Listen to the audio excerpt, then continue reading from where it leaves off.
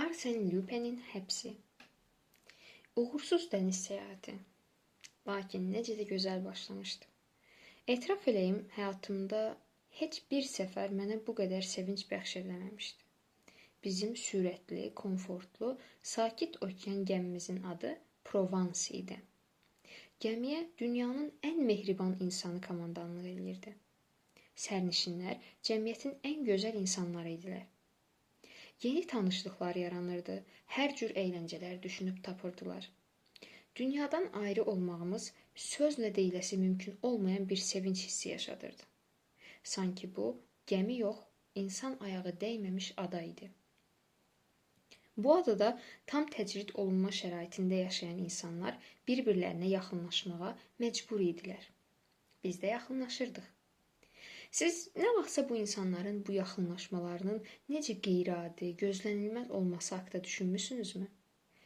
Hələ dünən onlar bir-birlərini tanımırdılar. İndi isə dar çərçivədə bir neçə gün intihasız səma və uçsuz-bucaqsız dəniz arasında birlikdə yaşayası olacaqdılar və birlikdə okeanın təbii fəlakətlərinə sinə gərəcək, dalğaların dəhşətli həmləsinə və mürgüləyən suların qorxunc sakitliyinə qarşı mübarizə aparacaqdılar. Əslində bu həyatdır, amma sanki qısa faciəyə sıxışdırılıb ehtirasları və əzəməti, yeknəsəkliyi və müxtəlifliyi ilə həyat, yəqin məhz buna görə də insanlar belə hərisliklə qısa həyat səyahətlərindən həzz almağa tələsirdilər. Xüsusilə də bu səyahətin sonunun əvvəlcədən görünməsi şirinlikləndirici idi. Lakin son bir neçə ildə reys vaxtı yaşanan emosiyalara nəsə qəribə bir rəng qatan hadisələr baş verirdi. Balaca üzən ada sərnişinlərinin özlərini azad olduqlarını düşündükləri o dünyaya olan aidiyyətini qoruyub saxlayırdı. Əlaqə qorunub saxlanır, lakin açıq okeanda bu əlaqə birdən zəifləyir, sonra isə yenə də elə həmin açıq okeanda bu əlaqə güclənir. Simsiz teleqraf digər dünyadan olan çağırış. Axı oradan daxil olan xəbərlər belə əsrarəngiz üsullarla çatdırılır. Təxəyyül artıq görünməyən məktubların sürüşüb keçdiyi simlərin obrazını yaratmağa qadir deyil və tapmacanın cavabını tapmaq imkansız kimi görünür. Lakin bununla birlikdə çox poetikdir, odur ki, yeni möcüzənin izah olunması üçün onu qanadlı küləklə müqayisə etmək lazım gəlir. Beləliklə də ilk saatlarda uzaqdan gələn bir səsin bizi necə izlədiyini, necə müşayiət etdiyini, bizi qabaqladığını, hətta hərdən bir kiməsə çox uzaqlardan bir neçə söz pıçıldadığını hiss edirik. İki dost mənimlə söhbət edirdi. 10-20 dəfələrlə 10-20 nəfər digərləri bizi ayıran boşluqlardan bir-birinə kədərli və ya şən vida sözləri göndərirdilər. Lakin ikinci gün Fransız sahillərindən 50 mil məsafədə, nahardan sonraki fırtınalı saatda simsiz teleqraf belə bir mətni olan teleqram çatdırdı. Arsène Lupin sizin gəmidədir. 1-ci dərəcəli kayutda, sarışındır, əlində yara var, tək səyahət edir və R adıyla başlayır. Elə bu an ildırımın gücü, gurultusu qara buludlarla örtülmüş göy üzünü titrətdi. Qısa qapanma baş verdi. Teleqramın sonu bizə gəlib çatmadı. Biz yalnız Arsène Lupin'in arxasında gizləndiyi adın ilk hərfini öyrənə bildik. Əgər söhbət başqa bir xəbərdən getmiş olsaydı, zərrəcə şübhə eləmirəm ki, teleqrafçılar həm də növbətçi zabit və gəminin kapitanı bu sirri gizlədərdilər. Lakin ən ciddi konspirasiya şəraitində belə gizlətmək mümkün olmayan hadisələr olur. Həmən gün hansısa məlum olmayan şəraitdə bu sir yayılmışdı və hamı məşhur Arsène Lupin'in bizim gəmidə olduğunu öyrənmişdi. Arsène Lupin bizim aramızdadır. Bütün qəzetlərin bir neçə ay ərzində haqqında car çəkdikləri ələ keçməz soyğunçu, sirli şəxsiyyət, qoca Qanimarın rəqibi. Qoca onu ölüm-dirim müharibəsi elan etmişdi. Sonunu isə hamı səbirsizliklə gözləyirdi. Arsen Lüpen fərasətli soyğunçu və centlmen idi. O yalnız qəsrlərdə və salonlarda soyğunçuluq eləyirdi. Bir dəfə gecə Baron Şomanın malikanəsinə girmiş, lakin oradan əli boş getmişdi.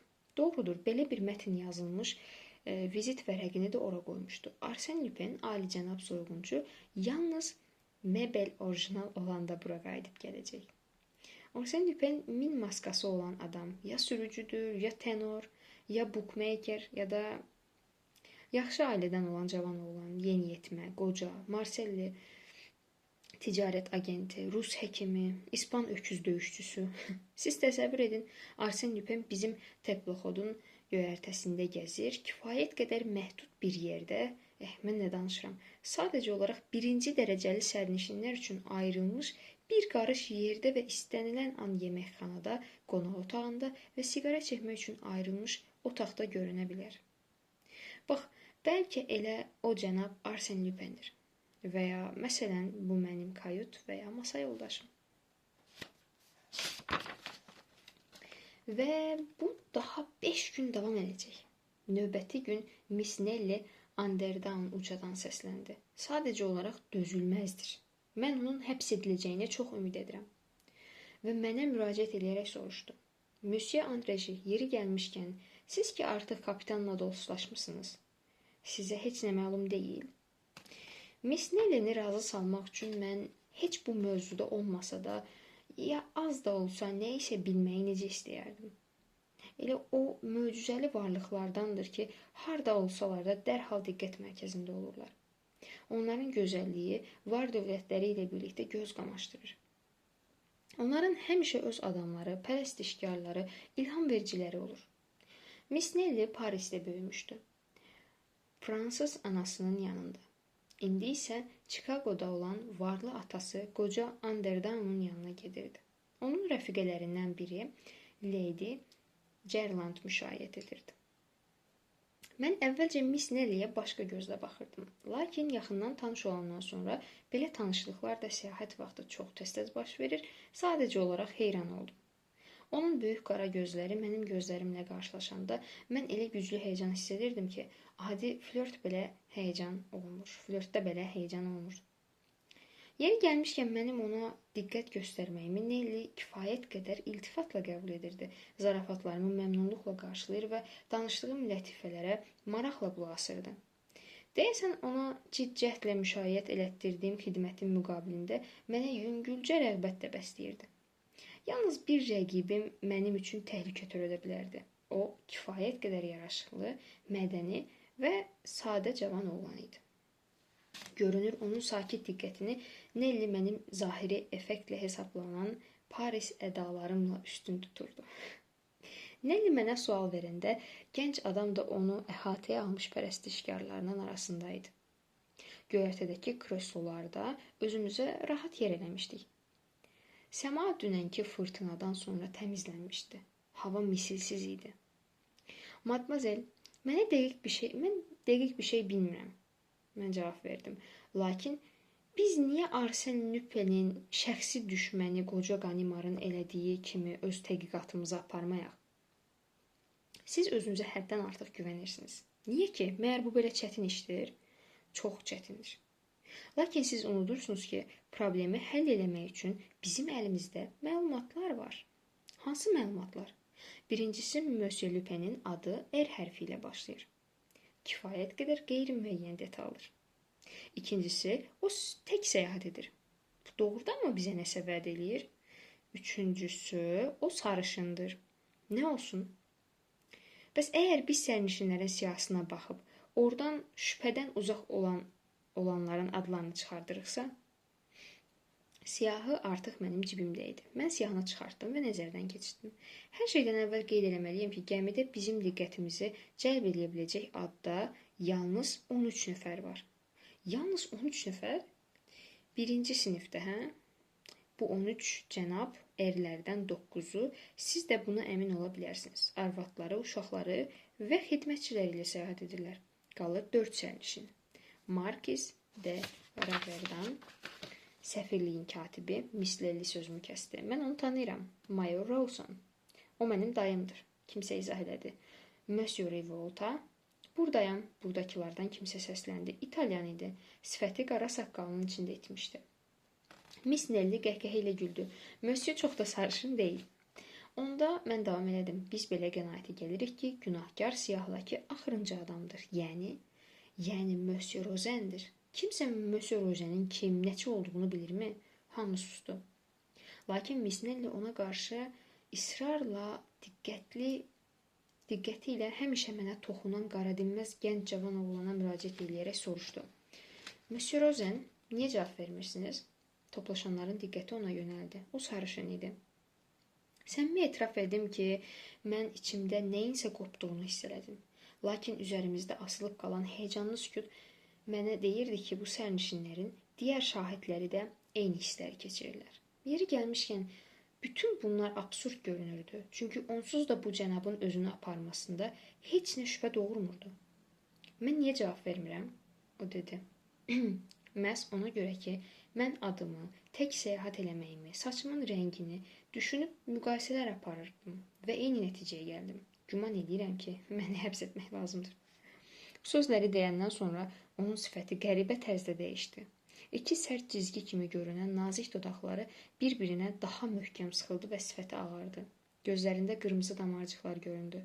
Təbii ki, o zarafat edirdi, lakin onun sifəti, duruşu bizdə güclü təsir buraxırdı. Miss Nelly sadəlövhcəsinə soruşdu. Lakin sizin yaranız yoxdur? Doğrudan da o dedi. Yara çatışmır. Əsəbi jestlə o köynəyinin qolunu çırmaladı və qolunu göstərdi. Sanki mən yuxudan ayıldım. Baxışlarım Miss Nelly'nin baxışları ilə qarşılaşdı. O sol qolunu göstərmişdi. And içirəm, mən artıq bununla bağlı öz fikrimi deməyə hazırlaşırdım ki, digər bir hadisə bizim diqqətimizi ondan yayındırdı. Miss Nelly'nin rəfiqəsi Gerland təngənəfəs halda qaçaraq gəldi. O sarsılmış görünürdü. Biz onun ətrafına toplaşdıq. Qız isə nəhayət özünü çətinliklə də olsa ələ alaraq dilləndi. Mənim qiymətli əşyalarım, mirvarim, hamısı yoxa çıxıb. Yox, bizim sonradan öyrəndiyimizə görə hamısını götürməmişdilər və ən maraqlısı o idi ki, seçib götürmüşdülər. Brilyant ulduzu, rubin daşı olan kulonu götürmüşdülər. Sındırılmış boyunbağı və bilərziklərdən daşları çıxarılmışdı. Lakin ən irilərini yox, ən zəriflərini, bahalılarını, yəni dəyəri böyük, həcmi kiçik olanları. Çərçivələri elə buradaca masanın üzərində idi. Mən öz qiymətli bəzəklərini itirmiş və açılmamışdan əvvəl qönçələri qopardılan çiçəklərə oxşayan bu çərçivələri gördüm. Hamı gördü. Lady Gerlandın çay içdiyi saatda, yəni günorta çağı, oğru adamların olduğu dəhlizdə kayutun qapısını qırmış, şlyapa qutusunda gizlədilmiş balaca kisəni tapmış, onu açmış və içindən lazım olanları götürmüşdü. Hamımız ah çəkdik. Oğurluq söhbəti digər sərnişinlərə də çatanda hamıda yeganə bir fikir yarandı. Bunu edən Arsen Lupindir.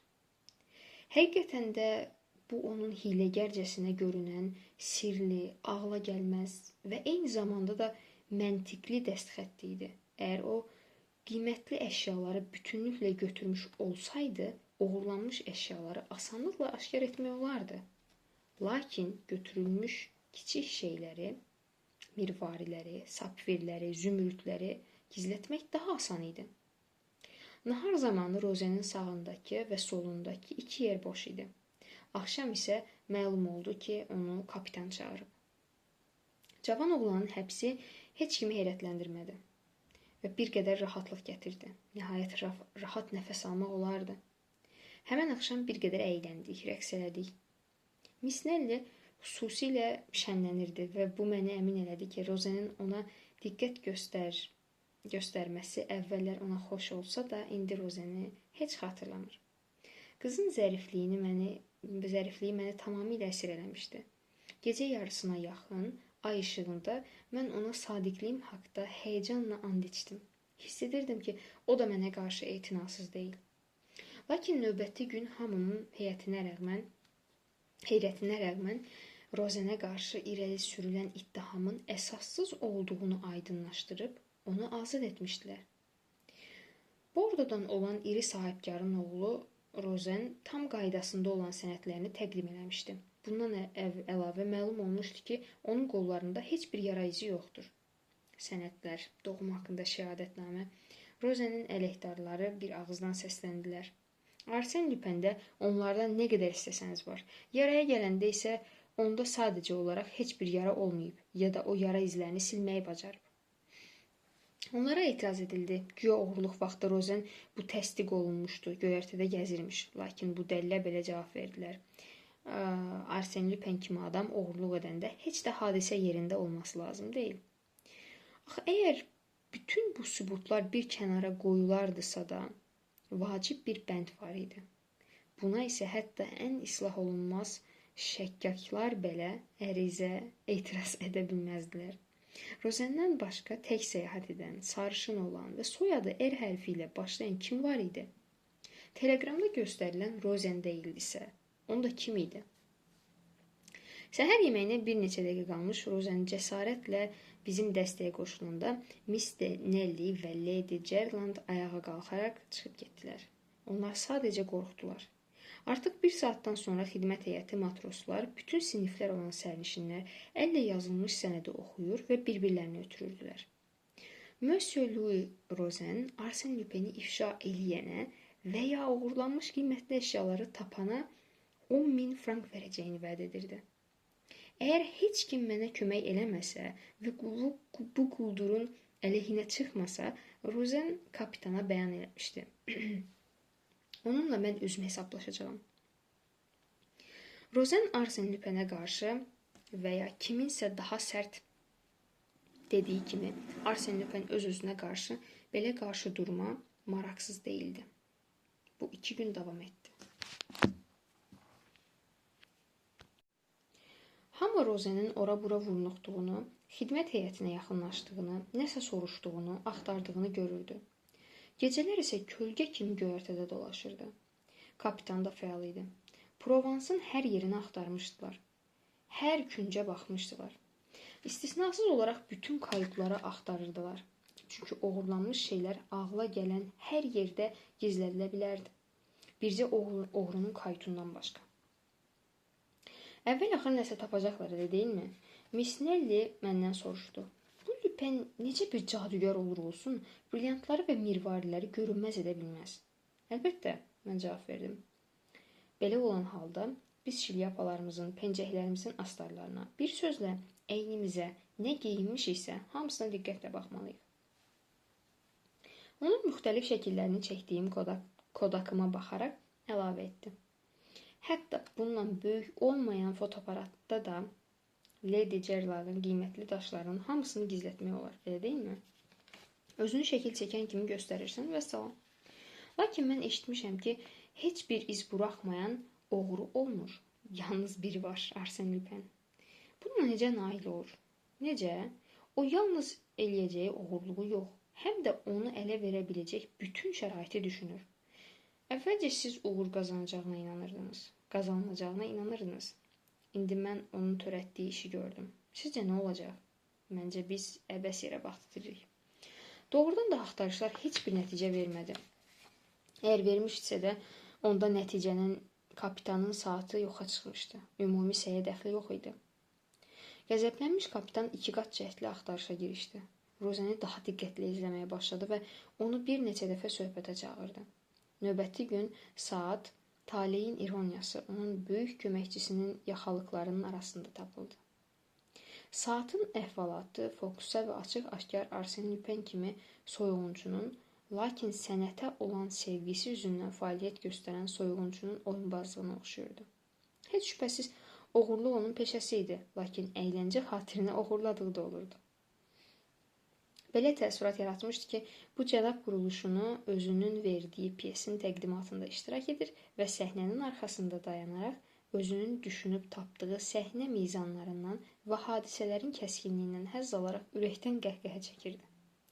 O müəyyən mənada öz janrında olan artist idi.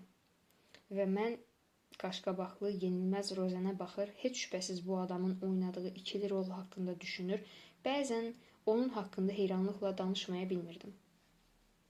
Lakin sırağa gün gecə növbətçi zabit göyərtənin qaranlıq küncündə kiminsə inildədiyini eşidib yaxınlaşdı.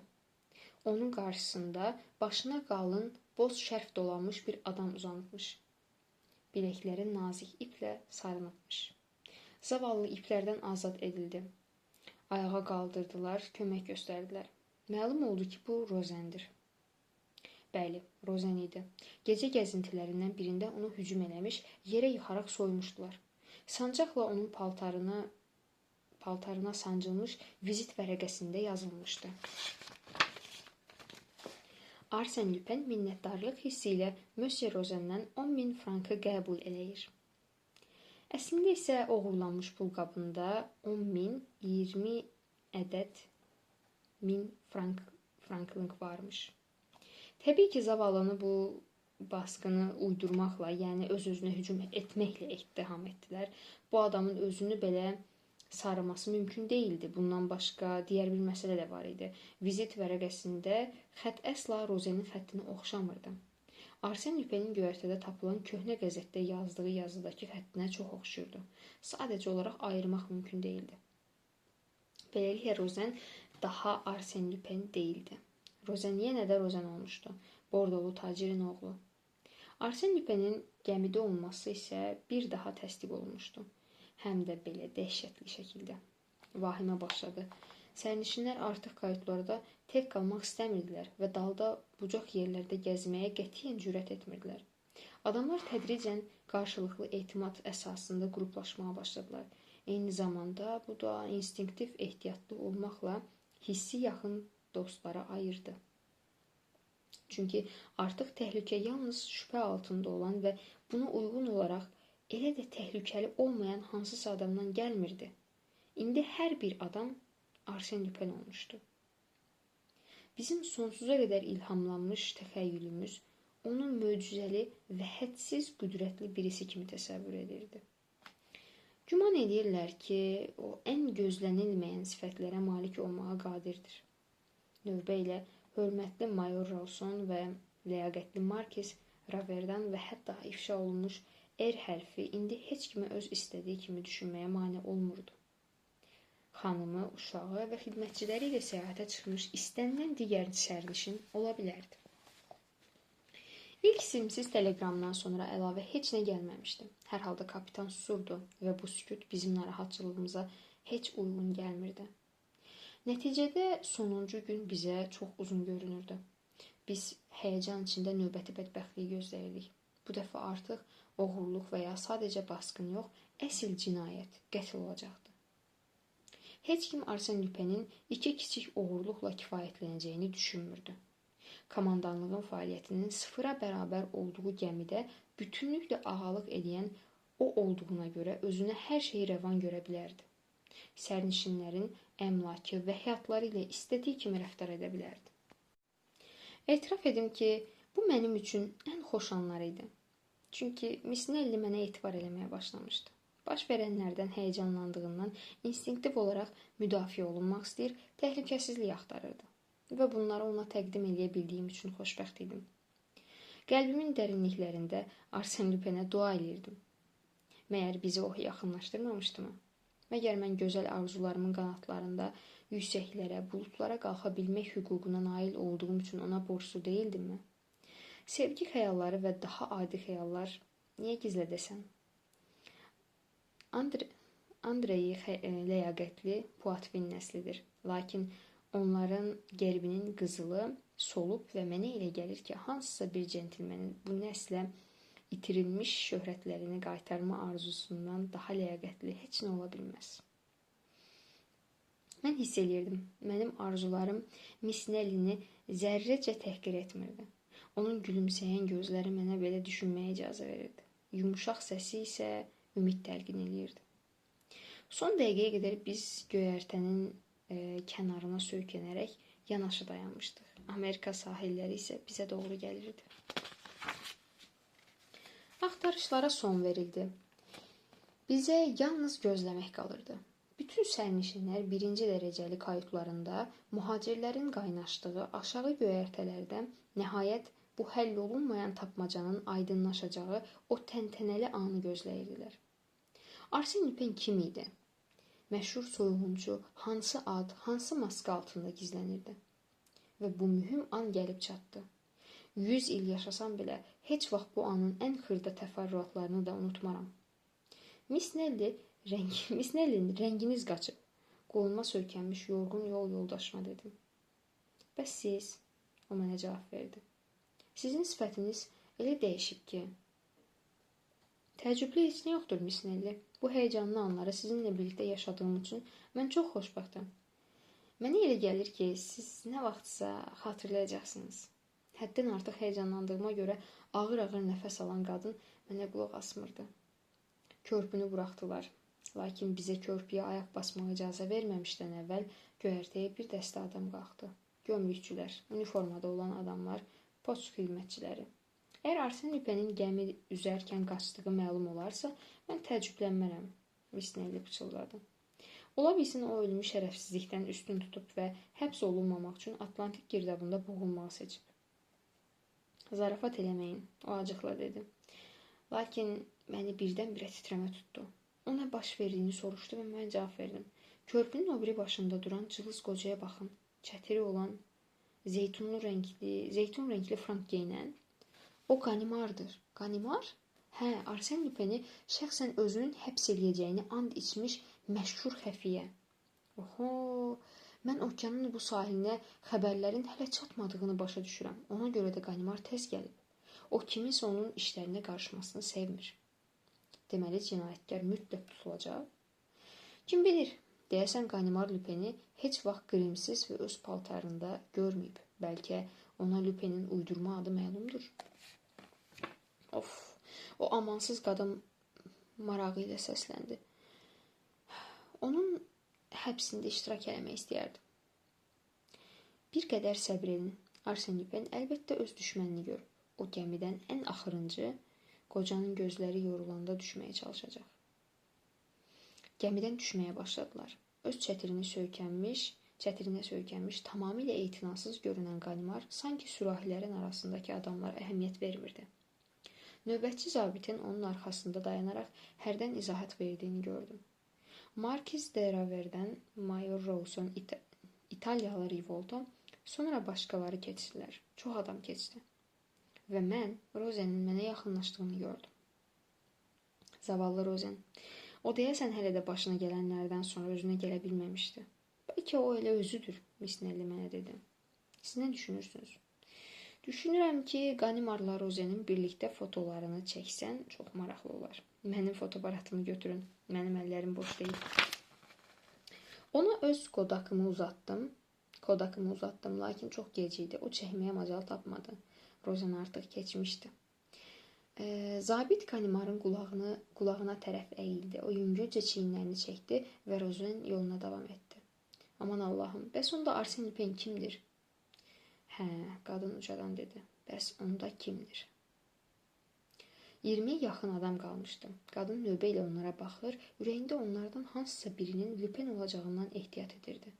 Miss Nelly irəli keçdi. Mən onun arxasınca. Biz cəmisi 10 addım getmişdik. Ganimar qabağımızı kəsdi. Nə məsələdir? Mən ucadan səsləndim. Monsieur, bir dəqiqə, siz niyə tələsirsiniz? Mən madmazel'i müşayiət edirəm. Bir dəqiqə, o daha amiranə bir səslə dedi. Ganimar diqqətlə mənim sifətimə baxdı, sonra birbaşa gözlərimin içinə baxaraq soruşdu. Arsène Lupin, elə deyilmi? Mən qəhqəhə ilə güldüm. Yox, mən sadəcə olaraq Bernard Andreziyəm. Bernard Andrezi 3 il bundan əvvəl Makedoniyada ölüb. Əgər Bernard Andrezi ölmüş olsaydı, onda mən də bu dünyada olmazdım. Lakin mən buradayam. Bu da mənim sənədlərim. Hə, bu onun sənədləridir. Mən onların sizin əlinizə necə keçməsi haqqında məmnuniyyətlə danışaram. Siz ağlınızı itirmişsiniz. Arsène Lupin təbliğatda R hərfi ilə başlayan soyadla üzür. Hə, sizin hamını çaşdıran bir hiləniz. Dostum, siz çox güclü rəqibsiniz. Lakin bu dəfə bəxtinizi gətirmədi. Hə, Lupin, əsl oyuncu olduğunuzu sübut edin.